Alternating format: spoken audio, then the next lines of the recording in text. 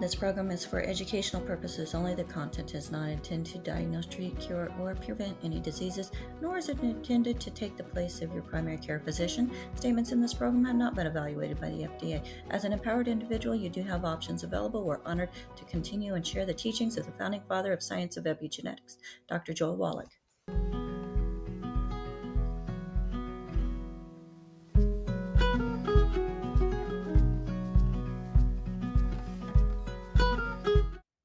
Hello, everybody. Let's go ahead and open up that waiting room and let people in. As yes, we are a live show. If you were watching this program and you would like to join us live, put in your URL zoom.dailywithdoc.com. If you just want to watch us, stream.dailywithdoc.com.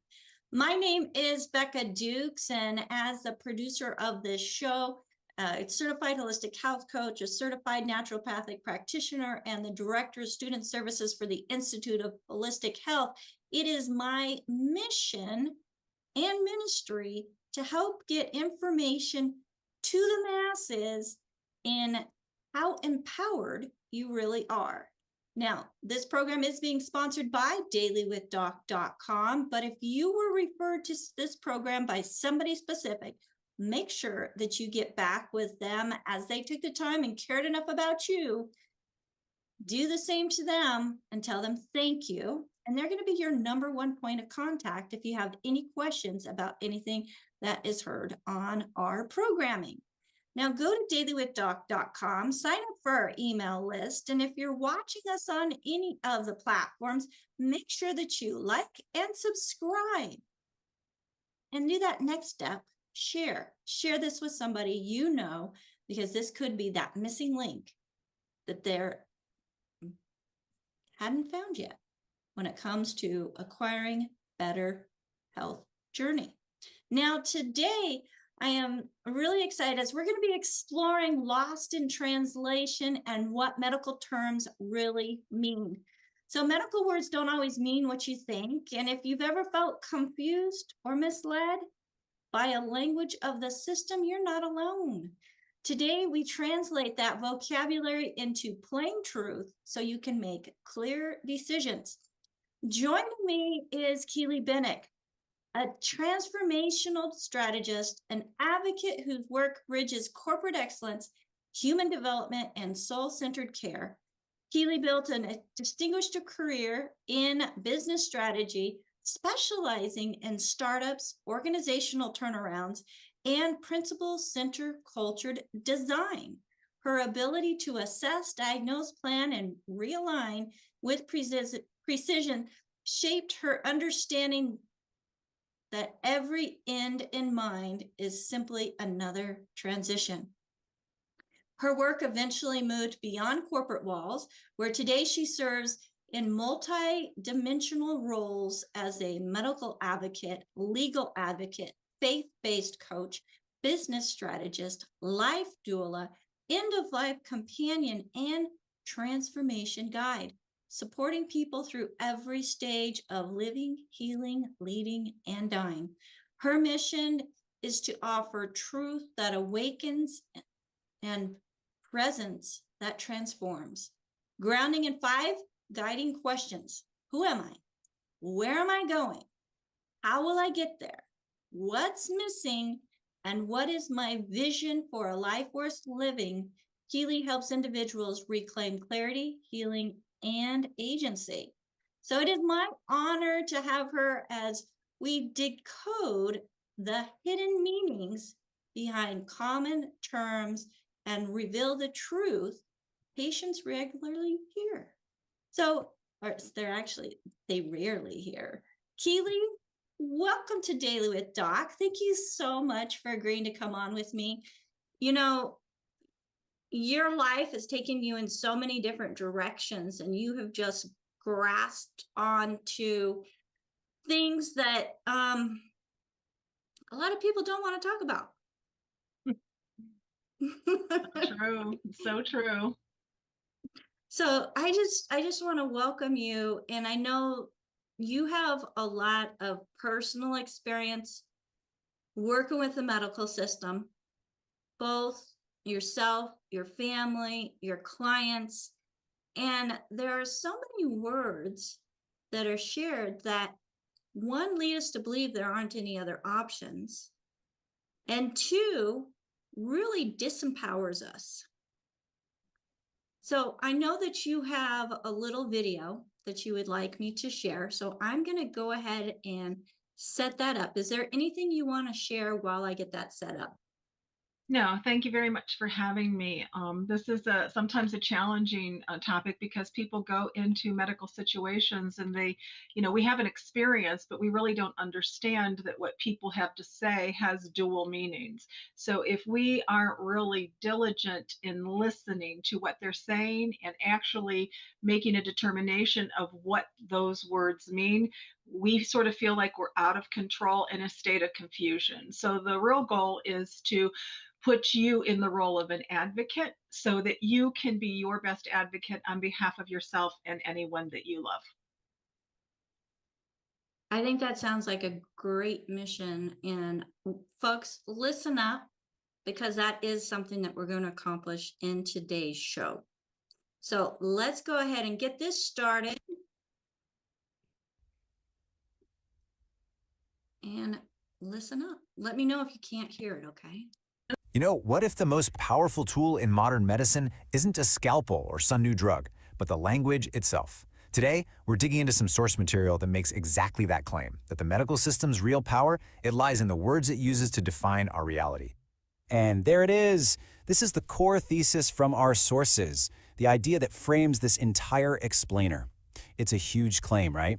It suggests that language is the #1 tool used to shape how we see our health, our bodies, and our choices. So, how was this supposed to work? Okay, so the first piece of the puzzle is this. Words are not just labels. According to the sources, we should think of them more like invisible strings, little instructions that guide our thoughts and our actions, a lot of times without us even noticing. So really, are words just words? The sources say absolutely not. They argue that when these words come from a figure of authority in a medical setting, they can act almost like a form of programming. They set the stage for our expectations, our fears, and yeah, ultimately, our consent. Think about it like this. The language we hear can directly influence how we feel. These sources talk about certain terms as linguistic anesthetics. They're words specifically chosen to be calming, sterile, to numb us to potential danger. And the argument is, this is no accident. It's by design. So that brings us to the next layer here, what the sources call the code of compliance. This is where they pinpoint specific phrases that they claim are basically engineered to transfer power from you, the individual, to the institution, creating a situation where just going along with it feels like the only logical choice. All right, standard of care. We've all heard this one. And it sounds great, doesn't it? It sounds reassuring, like it's the gold standard. But the sources we're looking at suggest we should see this from a completely different angle. So on one side, you hear standard of care and you think, best practice, the best possible thing for me.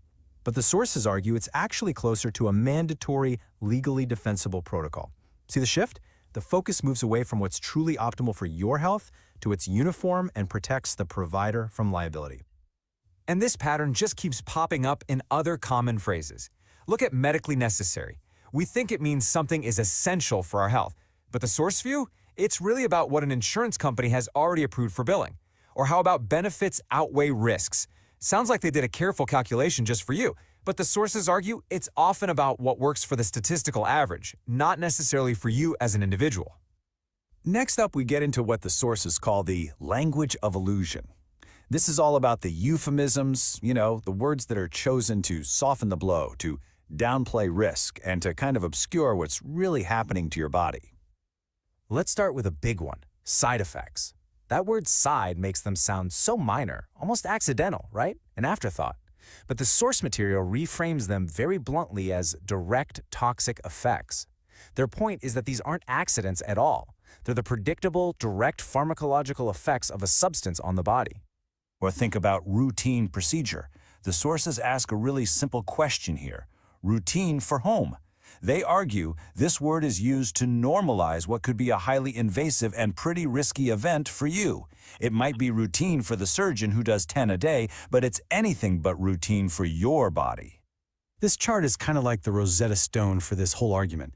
Healthcare gets reframed as simply disease management, not about healing but managing. And check out idiopathic. Officially, it means the cause is unknown, but here it's translated as the cause is ignored. The sources argue every one of these terms shifts our focus away from finding root causes and toward just long-term, profitable management. So what's the goal of all this, according to the sources?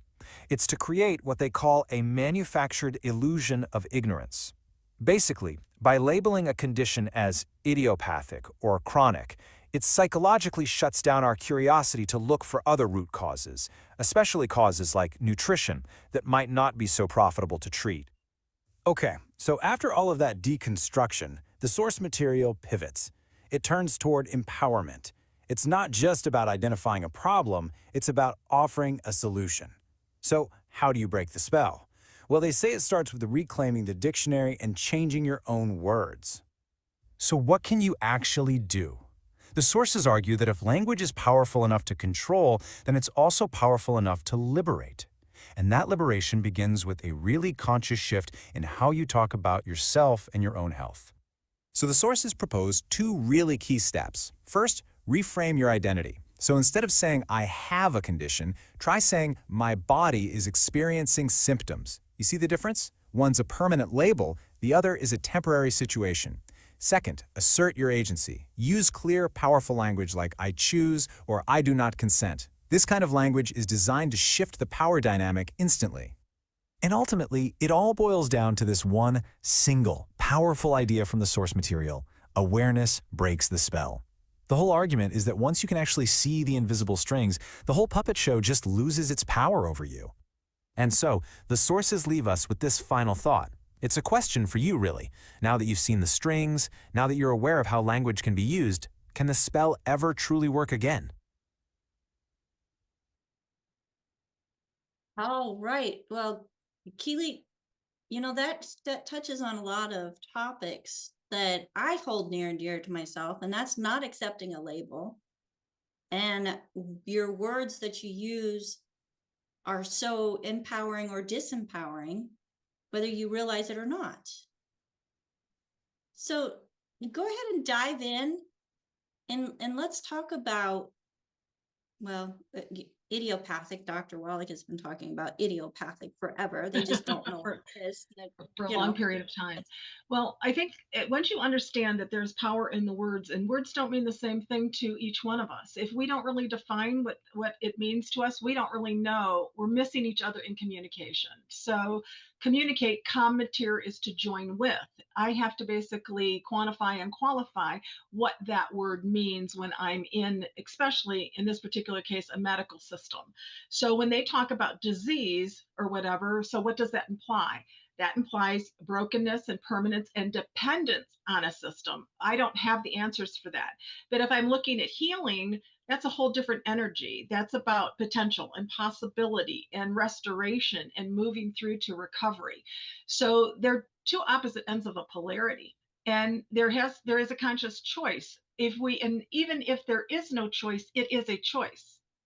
So if we're choosing, we can be conscious of it, but if we're not choosing, if we're procrastinating, then it's still a choice, but we're a victim of what we didn't choose. So words reinforce identity too. You'll hear people, like when you're looking for readiness, in reference to what we do is certified health counselors for longevity. We're trying to change that mindset for individuals who, they're sick and tired of being sick and tired, but they don't have any answers. Well, when they own the disease, they own the label. I have, this is my this is my whatever, label is. When you buy the label, you buy the behavior, you buy the beliefs. So right there, we have some resistance and some education to go through to let them know that, no, that's not what you are. That's just what the body is manifesting. The question is why. So it's really the starting point by which we start to dig for information. I'm going to share a little bit about my personal story with a couple clients and also with my father, because I had to take him through. He had congestive heart failure. 2 years, the last 2 years of his life were the best time of his life.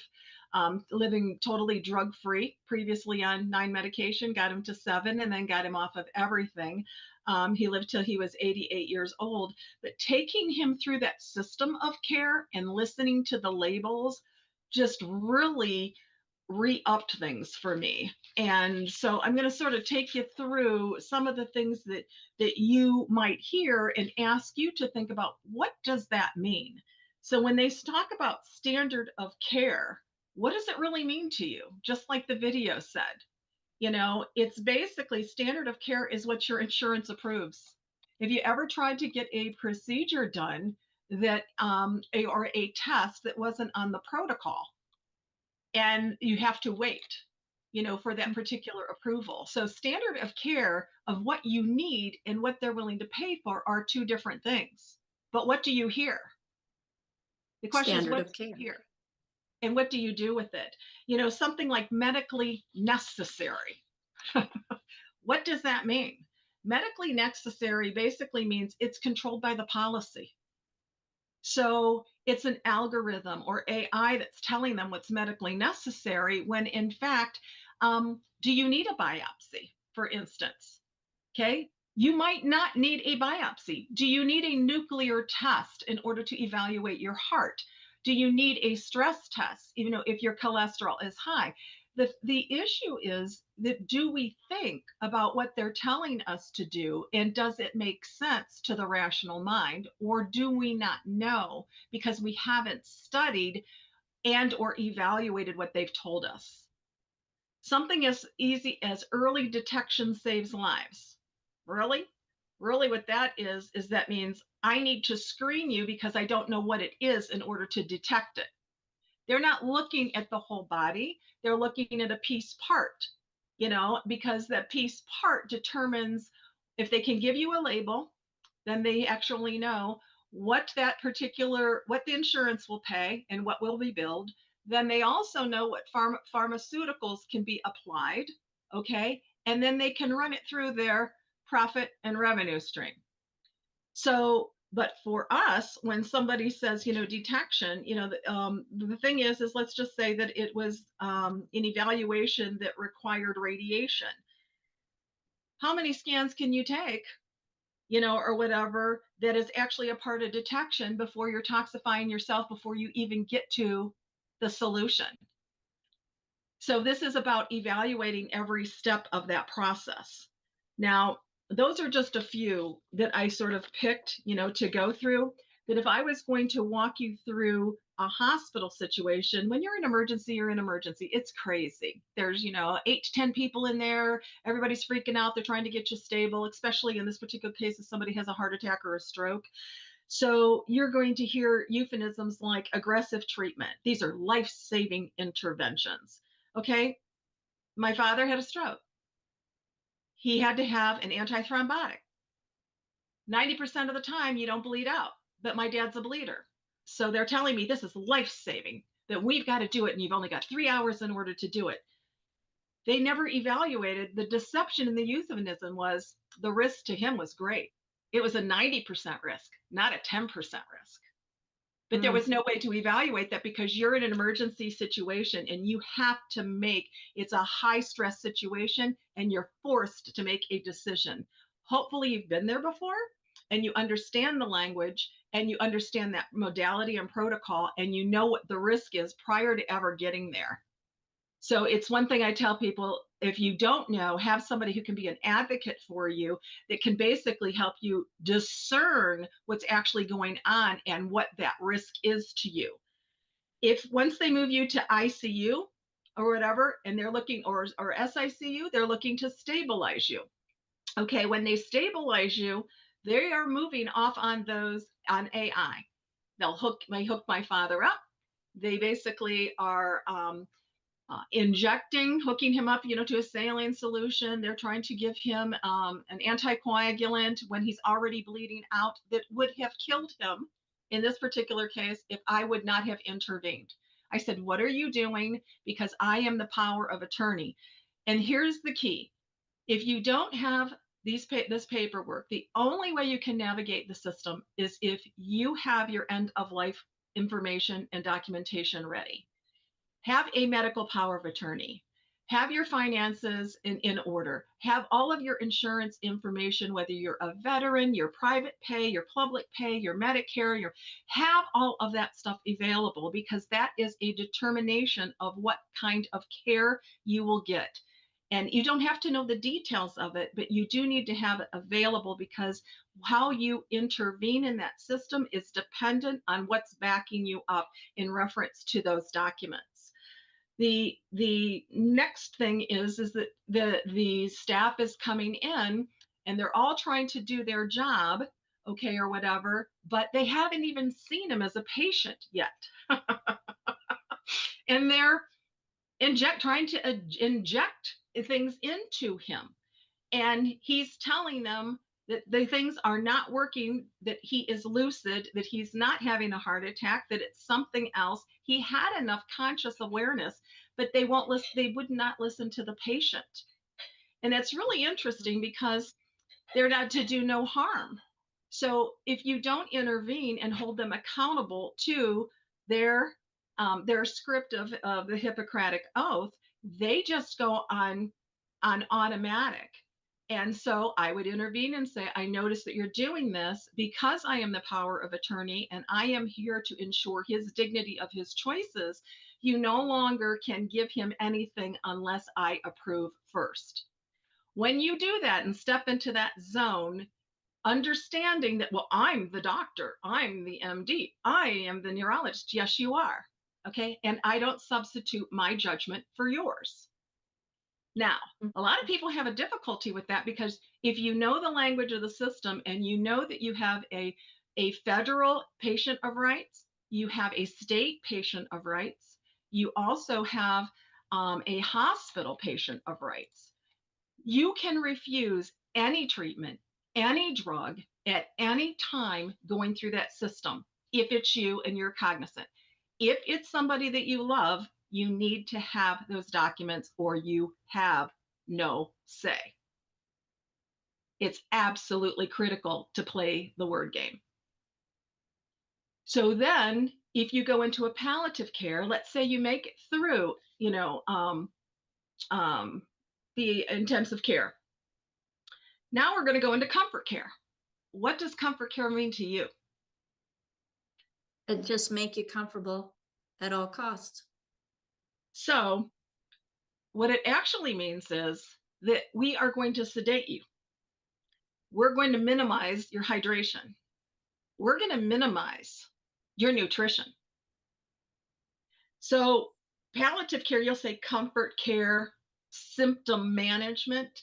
These are terms that people don't even understand. But when you go into these places, if you're in a palliative care in the hospital, you're like, oh, well, they're going to take care of them, make sure that they're fed. They're going to, if they're unconscious, they're going to wake them up and, give them water. No, they will if they have an STNA available. And if they don't, they might not. They might just deliver the food. And if you can take it, you can take it. And if not, it goes away.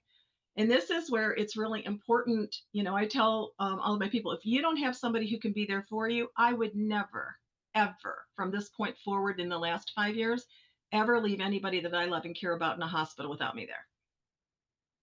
I just would never do it, because, I know the game. I just know the game, Yeah. and I've watched what's happened.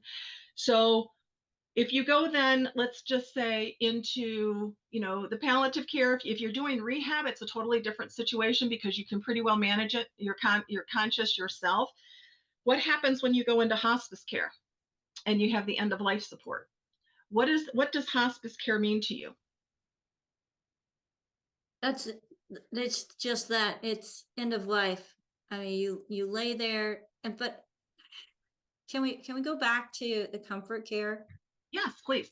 Because if you're dehydrated and you have limited nutrition, they're also controlling how many times you go to the bathroom, which then can create toxicity.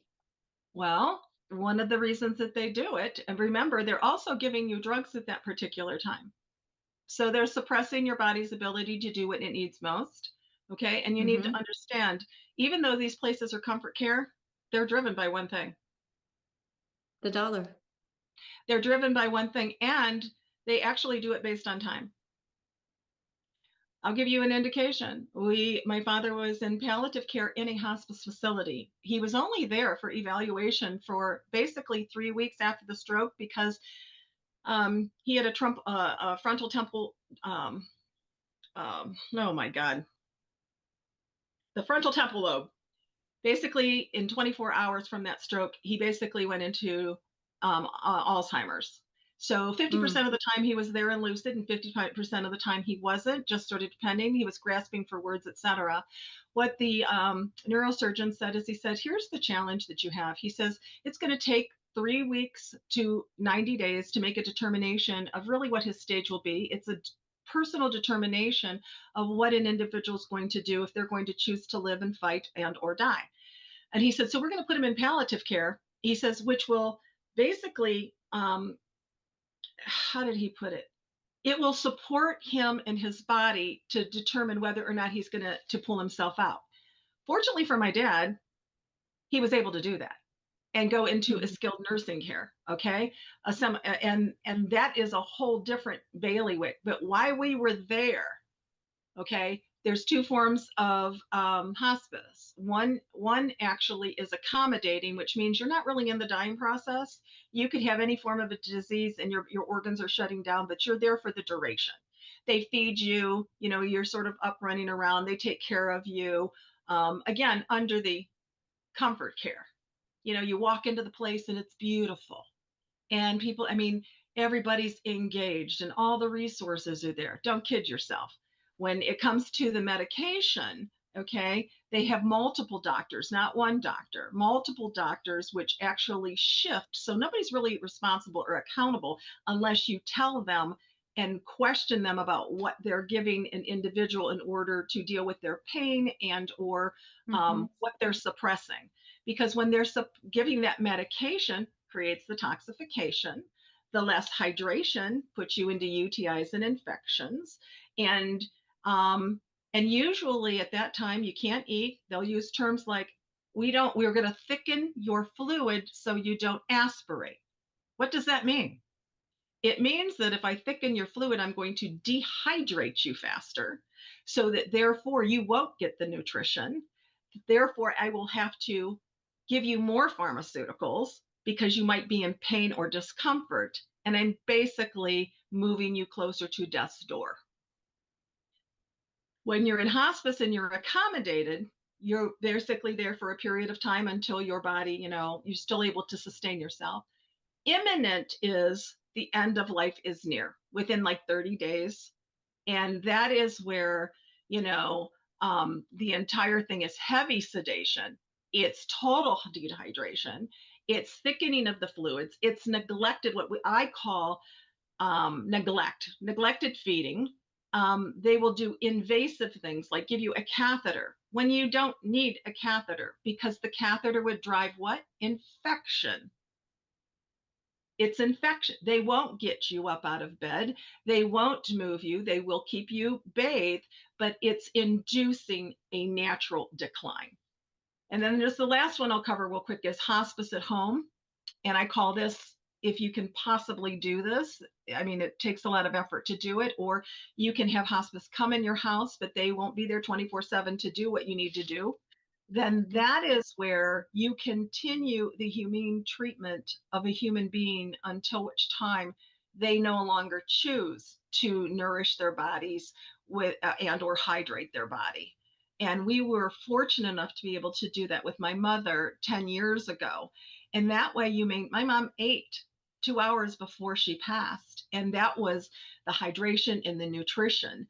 The only thing, going back to my father, that kept him alive was we had longevity.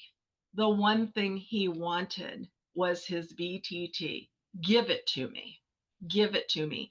It sustained him for over 35 days. And then the only other thing that he would consume was that which, he liked his desserts, his tapioca pudding, his, that kind of stuff. But they'll even try to control that under the umbrella of comfort care. They'll try to thicken that as well. And if you're not there during those periods of time, then you're totally dependent on them violating the dignity of that human being. That really the end of life should not be a struggle. It should be a time where the individual and their family can support each other, gain and closure for all of their issues, regardless of what they are, social, emotional, spiritual, psychological, and be prepared to send them on their way, holding them up and uplifting. I've been through some very wonderful ends of life. It's been the privilege of a lifetime to do that. And I've been through some very horrific situations that have left me wondering why I would ever do this again. And then, you spring back to life. Yeah. Well, I love the fact you're able to use your experience to help others understand what's going on through the different stages. It's I love to go into those places because people are the most real at the end of their life. They're willing to have conversations and deal with things that you can run from in life. You get distracted with life, and it's like, okay, but at the end of their life, they're real. They're telling you what they're thinking and what they're feeling. And my question to them, so how can I support you to live fully and to live well? And they said, isn't it ironic? And I take him in a wheelchair, and I'm on a crutch, so I'm pushing. It's sort of funny. After a car accident, I still have a crutch, and I'm pushing them in a wheelchair, and I'm on a crutch pushing them. And we go out into this beautiful place, and it's an oxymoron, because you have the semblance. Your eyes will lie to you that you're in a safe place, that these people are supported, in comfort care, that they're basically, being not just managed, but they're being cared for. Better wake up. Care doesn't come in the definition of what you're expecting. And when you sit there and you watch, and then you see the it's like, what am I doing? Just what am I doing? And so I started just listening to what the doctors were saying. And, it's like they would say end of life protocol. Basically, what that means is a drugged out shutdown. I mean, I started to come up with, different terms. It says they're resting comfortably. Usually that means they're chemically knocked out. So you'll go in and to see them, and they knocked them out for 12 hours instead of giving them, and this is where the POA comes in. When they were administering any kind of morphine, whatever, I said that they could not, they'll take it the range of 0.025 to a 1.5. The nurses on night, if somebody's being difficult, they'll basically give you the whole shoot and shebang, which will keep you out for 10 to 12 hours. I would not allow them to do anything but a 0.25. I said percentage, and then they had to wait 30 minutes. And if there was any pain, they could give them another 0.25 milligrams, because I would come in and he would be out. Well, that's not living. He doesn't want to be in a drug-induced coma. So again, it goes back to, if you know the language of what they're telling you, they'll say something, well, I delivered the meal, but the food was untouched. Well, did you have anybody come in? The answer is no. They'll say, well, the person was agitated. If you wince, they go to move you, and you're used to sleeping in a chair instead of laying down, and he's in pain. The projection comes, oh my God, they're in pain. I have to give them a drug. Oh my God, they're making noise. Oh my God, they're trying to get out of bed. And it's so ridiculous, because if you were at home, think about, what would you do if you were at home? You would do it totally different. You're just going to make sure that they can't get out of bed, and that they don't get hurt. But, you just hear the terms, and all of a sudden they will also, even if they know that you're a power of attorney, they will ignore you, because they don't like to be usurped.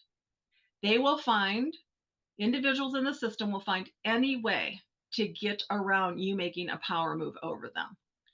And the response needs to be, that, especially from a legal standpoint, this individual's to have no injections, no biologics, no mRNA, anything, unless I sign off on it. And I'm not doing it electronically, because they will go right past it, even though they tell you that you're the POA. Mm-hmm. The other thing is you can use an ombudsman. Do you know what an ombudsman is? No, I don't. Please share with us. An ombudsman you can get in a hospital facility. Sometimes, many times, the majority of the times, they are employed by the hospital.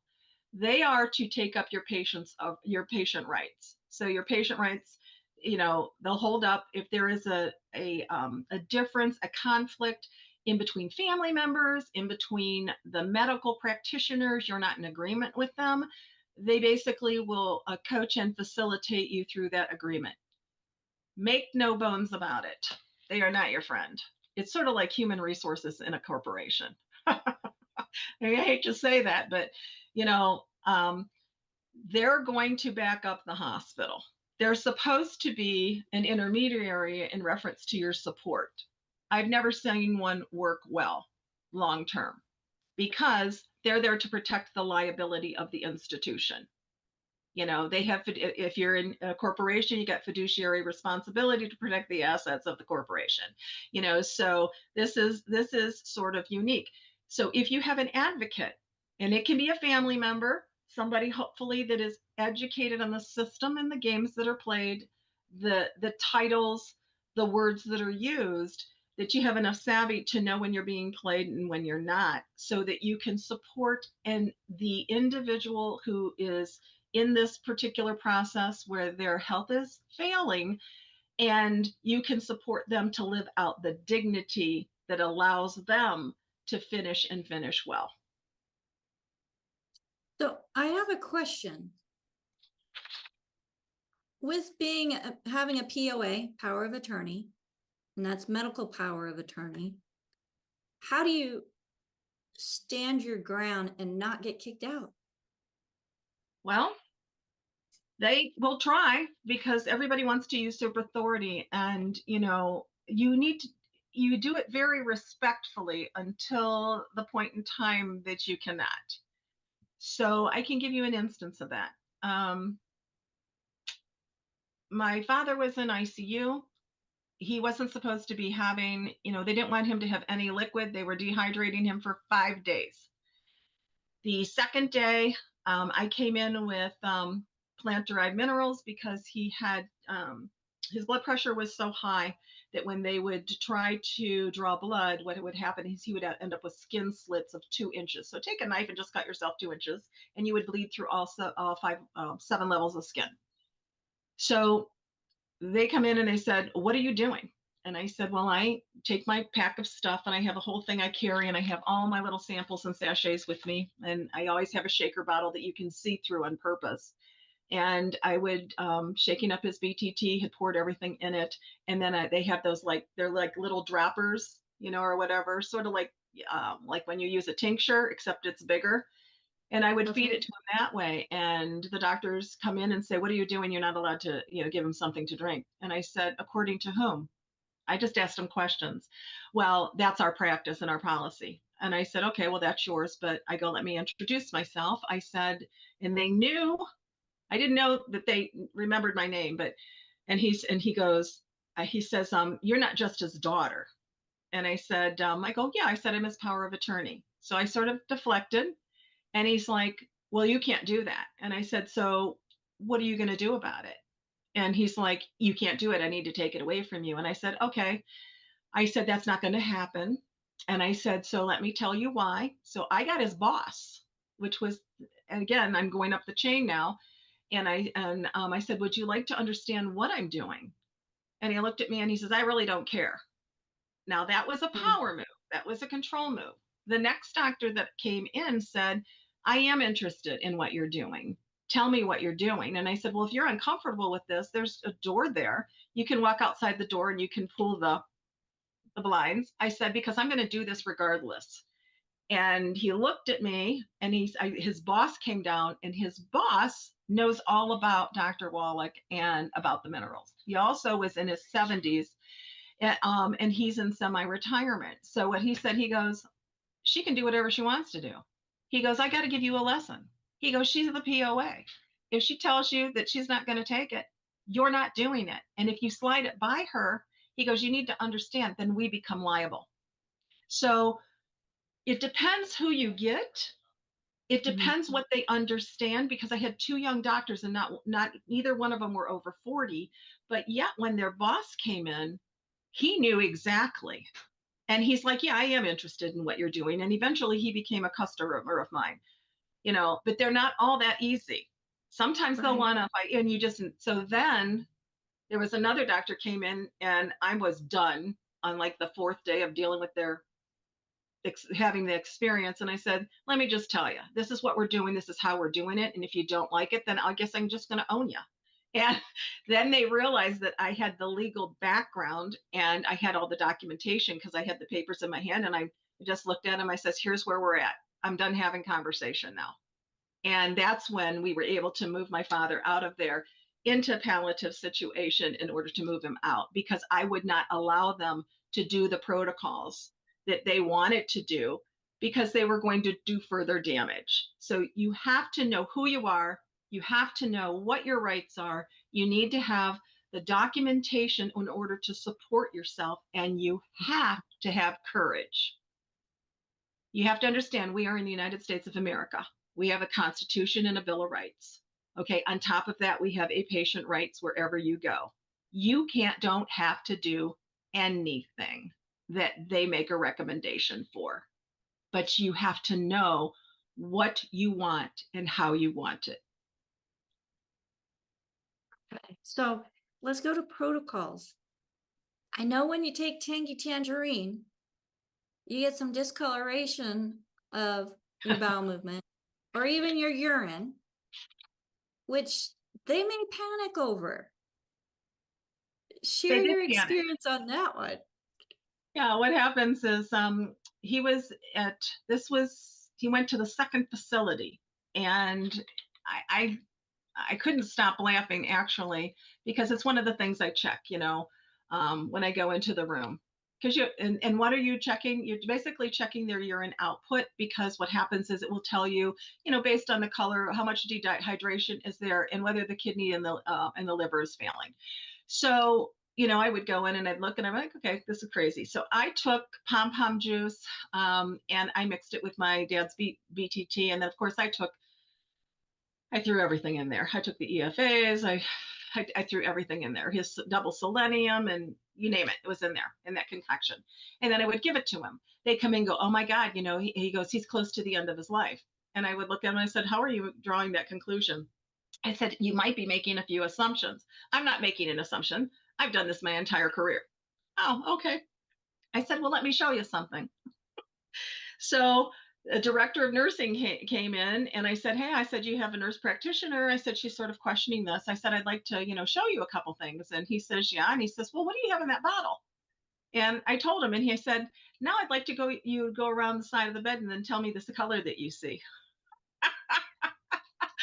And the color of the urine output was the exact color of the bottle that I had been giving him, because he had just consumed 32 ounces of minerals.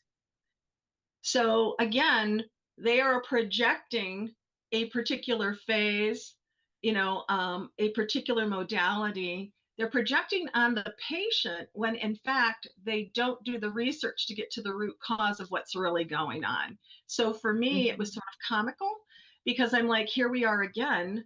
They're demonstrating that they're just managing disease, and they're looking at him as if he's imminent and he's going to die anyway. So it's just sort of an oxymoron. Yeah, I know people panic when they see their urine and thinking, oh, because the medical establishment have taken supplements and just said, you're just giving yourself expensive urine, which is not the case. It also tells us if your kidneys are functioning, are they filtering? And with water soluble vitamins, you're going to pee out what you don't need. But if your digestive system is working, you're going to absorb what you need. Yeah, it's just really unfortunate because even then, when I was watching the dehydration in him, they get confused. You can get you can get the UTIs and get totally confused from the lack of hydration. So, it didn't really matter if he ate or not because I didn't care if he had consumed his meals because I knew I was going to be there every night in order to give him what they didn't give him during the day.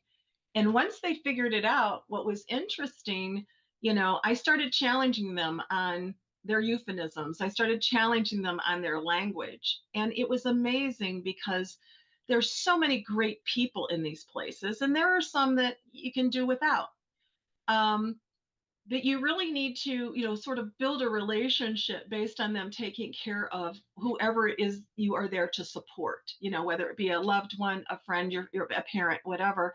Because what happens is they're doing what they have to do in a lot of cases and not what they want to do. And they were open to the education of being challenged on these terms. And they said, yeah, you finally figured out we work in a beautiful place and the stuff we do behind closed doors is totally different. And they're not in alignment. Many of them are not in alignment with them, but they've spent a lot of time being educated in reference to that system. So they are also in conflict. And they're just really there for the passion and the love that they have for taking care of people at the end of their life. But they're also caught in a system that can't offer them anything other than what they do. And I had, 3 great nurses and a nurse practitioner that were absolutely fabulous. I couldn't have wanted more for them. I wish we would have been there first. But again, you have the experience and you never know what you're going to get. So the recommendation I would make there is that if you're looking for a facility for somebody short term or long term, make sure that you look at the longevity of the individuals, how long they have worked there. Look for the turnover rate, because you'll find the people that are passionate that this is their calling. They are there to provide real care, not just the comfort care inside the standard that the system operates under. And you can find them.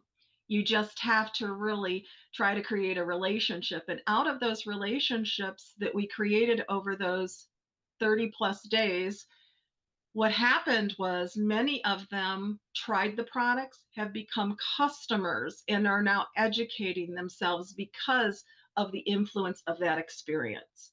And that to me is it took a long time to get there, but the point is, does it matter how long it took if you were able to meet their want and need and educate them so now they have another tool in their toolbox? And when I left, I've actually heard from several of them since I've gone, and they said, you helped me figure out that I have a different way that I can help my clients. Now, the question is, can you come back here and sell our director? That's a whole different issue. Well, yeah, because he's under his guidelines from his boss. So you said you need to look to find the turnover, the longevity of the employees. Where would you start in looking for those points? When you go into, I had 6 facilities that I was looking for my father. He was also a veteran. So there's, you have to work what system you're working, if it's Medicare, private insurance, whatever, because whatever systems you go into, you get to evaluate, go visit, talk to your executive directors, talk to your director of nursing. You want to see a assortment of individuals. You want to talk to their director of activities. You want to know if they get people that are sick but not dying up and back into, you're in the living room, you're eating in the dining room. You want to get them back into life, into community, into the social network.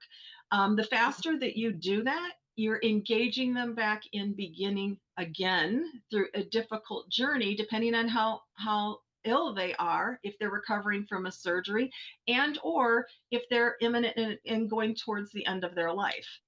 But what happens so many times in your hospice and in palliative care, you're separated, isolated, and you don't get any of that. It's different if that's what you want. But if you're still very vital, you need life and living around you. So I asked for a team of people. And then I also asked the director to, if she or he, if they were willing to tell me what their turnover rate in nurses on the floor and in reference to STNAs, the people that were actually going to do, the bodily care. Wow. Well, we've got Jason out on YouTube, says, I am a registered nurse and I have been for 23 years, and I can second everything that she is saying. Work in a hospice now after working in ICU and management of hospitals. Bless you. Yeah. Thank you, Jason, for all that you do. I know that it's not been easy. As I've been with people that have gone through hospice and ICU, and it's not always a pleasant place to be. And it's not always the patients, but also their families, and, wanting to see their families without having that POA that is needed. So I really encourage you folks that if you don't already have the paperwork in line, and I'm just talking to myself too, get your affairs in order so that if the time ever does happen, you've got the directives, you've got the person that you trust, and you have communicated with them your wishes. Is there anything that you would add to that, Keeley? I would say also be careful of what you sign for your license. If you're an organ donor, you need to understand that process. You need to understand how they evaluate you. You need to understand that if you have children that have chosen to give their organs and they define, meaning the medical system defines them, is not vital, they will administer the pharmaceuticals that are necessary to maintain that body and keep them out of consciousness, not in order to respond back. So, and you cannot do anything legally about undoing anything that an adult signed. They trump you. Again, the system will trump you based on the signature of that. So that's another system one needs to educate them on, so that you know what the system is, the process and the methodology and the determination about how they make the determination that you are good for transplant.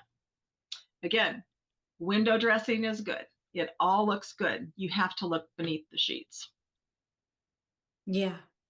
So, and I know it's everybody's choice whether to be an organ donor or not. But it is scary because you show a sign that they think is not reversible, and we know what the body can do. And bouncing back, they basically choose whether or not you live or die. The only reason I speak to that is I did have a client where their child did come out, but they fought. I mean, it was, what had to happen was horrendous. And you wouldn't want it to ever have that experience. If that's the choice, that's the choice, or whatever. Just make sure that you're evaluating all the risks and the options. And know what you're getting into. It's sort of like, telling somebody what it's like to have a baby. Until you go through the experience, you don't know what all of the occasions and the experiences are and what those risks are. So it's the same literally for any procedure. And, I mean, you could go to an ablation or whatever, it doesn't matter if you're making a decision to do something, know the risks, protect yourself, protect your family, listen to the words, ask for the definitions, quantify and qualify the information. Yeah, absolutely. Absolutely. Oh, Bruce says, great story, Keeley. I remember when Dr. Wallach would say, what's better, hospice or at home with your dog and your grandkids.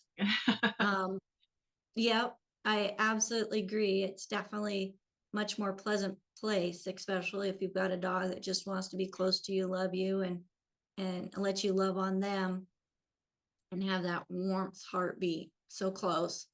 Well, Keeley, I just want to thank you so much for coming on. I know we had so many topics to choose from, but I thought this would be a great place to start since it's something that you do almost every day of your life in helping I people through absolutely these love it. stages. You know what the good word, when you take a look at what the Bible says, it says death and life are in the power of the tongue. Okay, but it's the words that justify it. And words can condemn us. The issue is we really, I just can't tell people enough.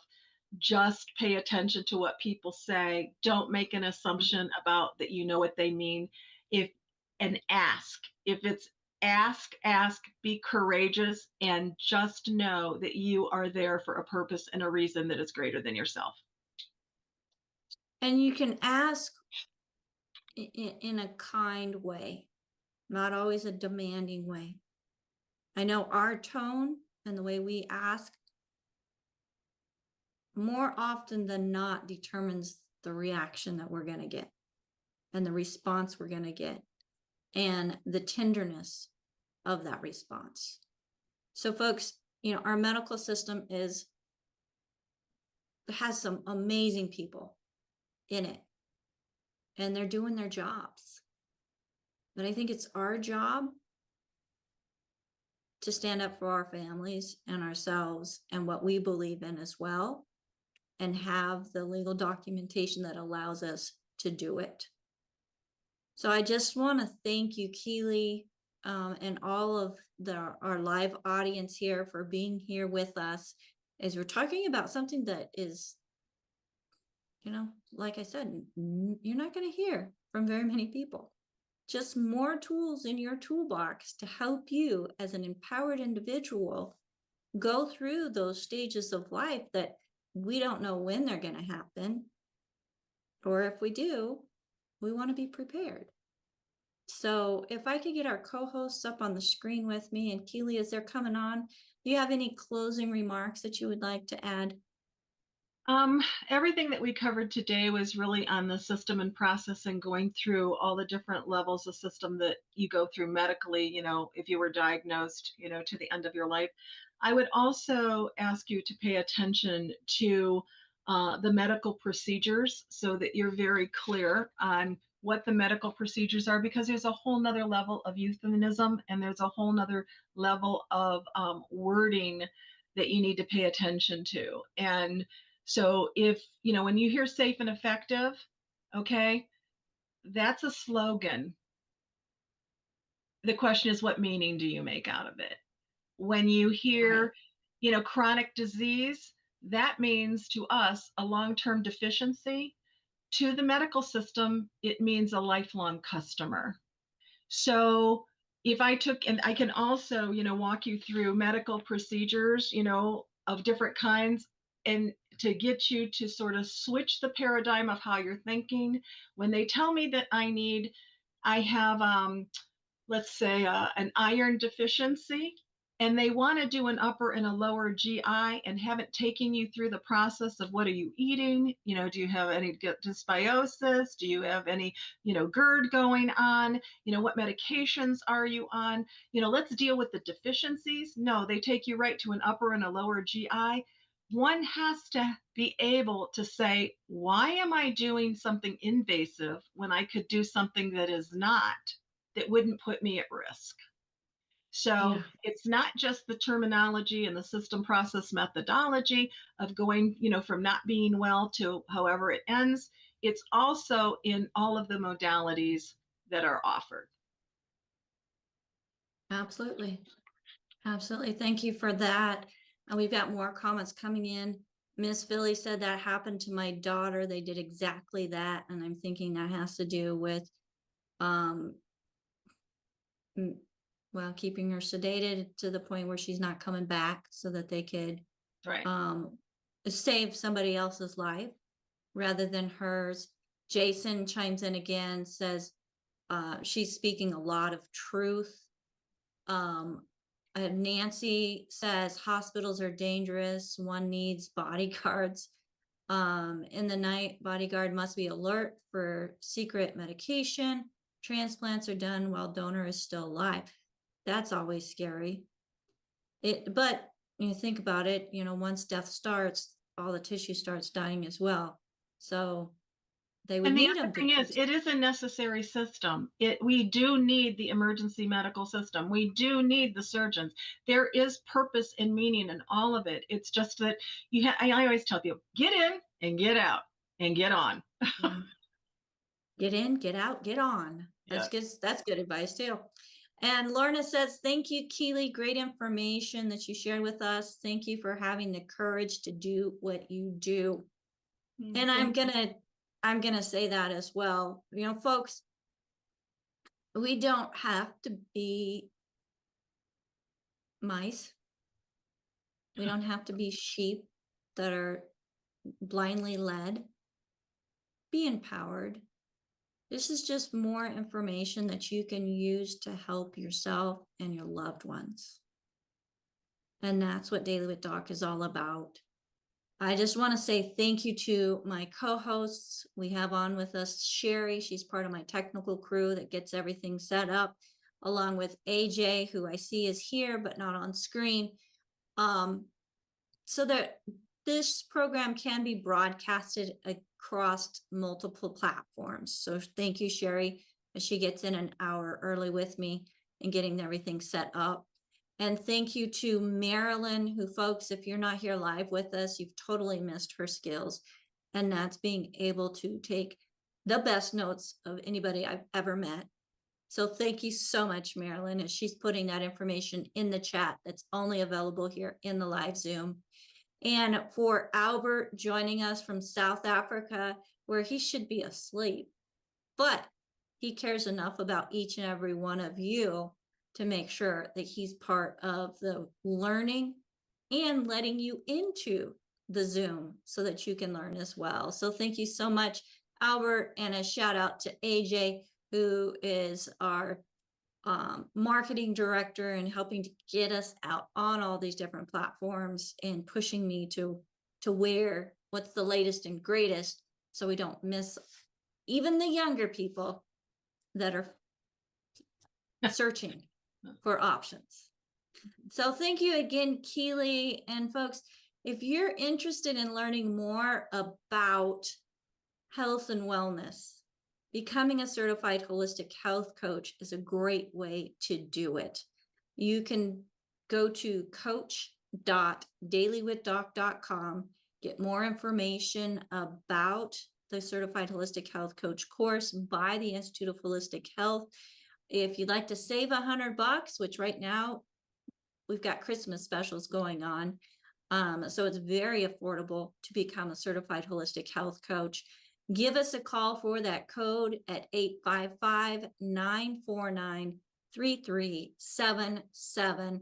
Again, 855-949-3377. And if you've never worked with a certified holistic health coach or an advocate, you found this program on your own, that number is also for you to call so that you can reach a certified holistic health coach to help you choose what's going to be the best option for you in reclaiming your health journey. Because, folks, it's never too late to make a U-turn. So thank you so much for joining us today, as this program is for educational purposes only. It's not meant to take the place of your primary care physician. And folks, we're not telling you to not listen to your doctor, because you do have a contract basically with your doctor. But also be aware, be more educated on what the doctor is recommending to you, because what they've been taught is what the pharmaceuticals companies want them to know to sell a pharmaceutical.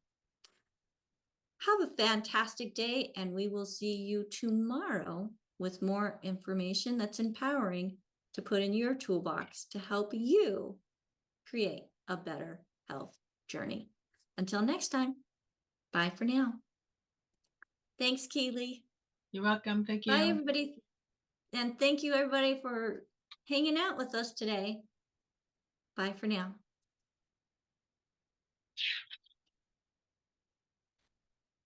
Record.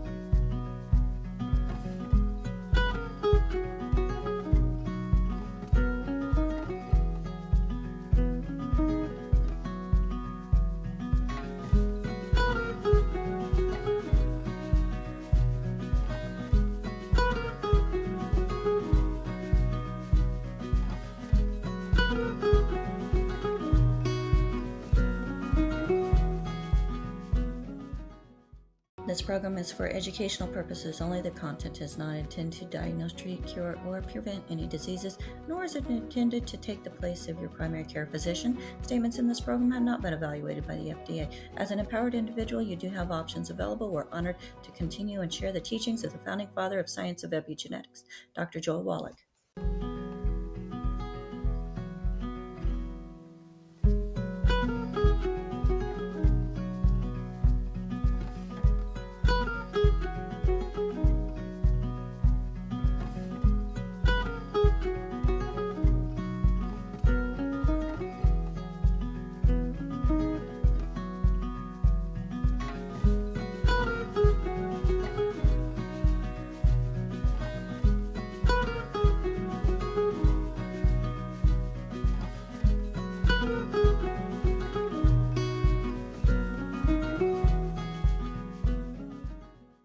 This program is for educational purposes only. The content is not intended to diagnose, treat, cure, or prevent any diseases, nor is it intended to take the place of your primary care physician. Statements in this program have not been evaluated by the FDA. As an empowered individual, you do have options available. We're honored to continue and share the teachings of the founding father of science of epigenetics, Dr. Joel Wallach.